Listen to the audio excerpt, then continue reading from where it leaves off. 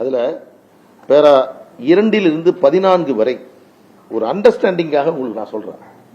இது ஏதோ நான் கிளாஸ் இருக்கிற மாதிரி நினைக்காதீங்க, பத்திரிகையாளர் சந்திப்பு மாதிரி நினைக்காதீங்க. ஆனால் இதனுடைய பின்னணியை தயவு செய்து ஊடக நண்பர்களாகிய நீங்கள் புரிந்து கொள்ள வேண்டும். பேரா 2 to 14 வரை மனுதாரனுடைய வழக்கறிஞர், அதாவது ஐயா தரப்பில் ஆஜரான வழக்கறிஞர் தன்னுடைய வாதம் என்ன என்று சொன்னதை நீதிபதி தன்னுடைய தீர்ப்பிலே பதிவு செய்திருக்கிறார். அது தீர்ப்பு அல்ல. அதில் இருக்கக்கூடியதெல்லாம் எடுத்துக்கொண்டு தீர்ப்பு வந்து விட்டது என்று சொல்ல ஜட்ஜ்மெண்ட்ல எழுதியிருக்க அத்தனையுமே தீர்ப்பாக எடுத்துக்கொள்ள முடியாது. 2 to 14 பிறகு 15 to 20 வரை, பேரா 15 to 20 வரை தேர்தல் ஆணையத்தினுடைய வழக்கறிஞர் சொன்னதை பதிவு செய்திருக்கிறார்கள்.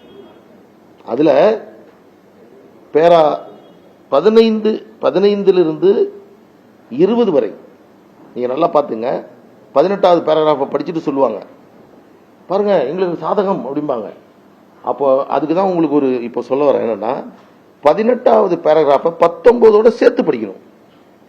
இப்போ ஒரு ஜட்ஜ்மெண்ட் இருக்குன்னா ஜட்ஜ்மெண்ட்ல ஒரு வரிய, ஒரு பேராகிராஃபை, ஒரு பேஜ் எடுத்துட்டு எங்களுக்கு சாதகம் அப்படின்னு சொல்லக்கூடாது. ஒட்டுமொத்த தீர்ப்பினுடைய சாராம்சம் என்ன அப்படின்னு பண்ணா 18ஐயும் 19ஐயும் இணைத்து படிக்கணும். அதற்கு அடுத்து 21, 22, 23 எங்கள் தரப்பின் வழக்கறிஞருடைய வாதம் பதிவு செய்யப்பட்டிருக்கிறது.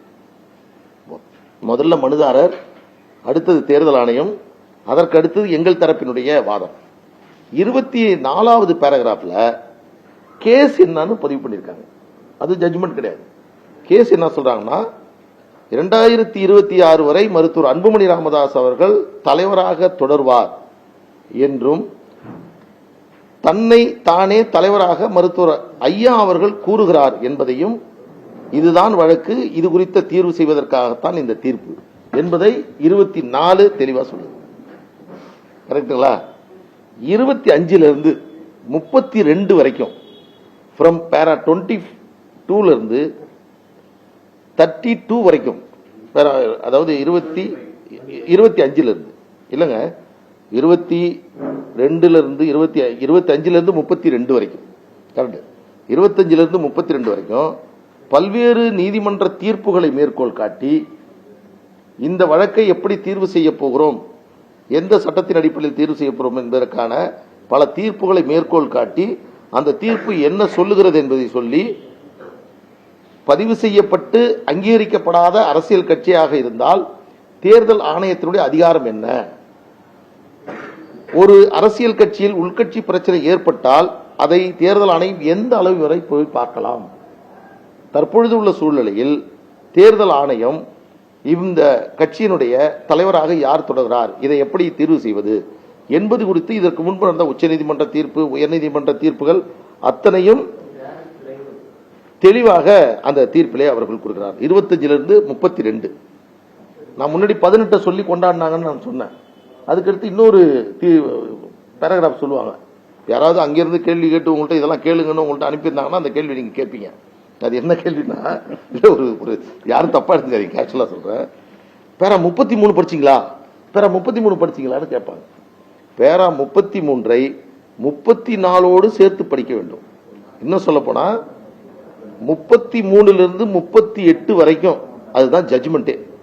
ஒரு நீதிமன்றம் என்ன தீர்ப்பை சொல்லுகிறது, இந்த வழக்கினுடைய சாராம்சம் என்ன, உங்களுக்கு கொடுக்கக்கூடிய பரிகாரம் என்ன என்பதை அவர்கள் சொல்லும்போது 33 to 38 வரைக்கும், 33 மட்டும் நீங்க தனியா படிச்சீங்கன்னா யாருக்குமே அதிகாரம் இல்லை.